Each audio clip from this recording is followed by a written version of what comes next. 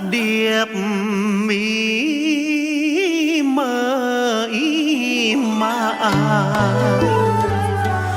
thương cha nhớ quê nhớ mẹ hai hàng lệ rơi.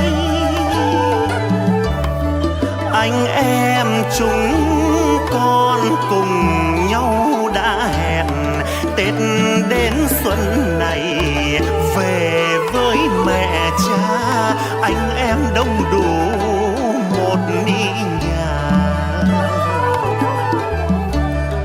Quây quần hạnh phúc hoan ca lắng trong tiếng nhạc mượt ni mà.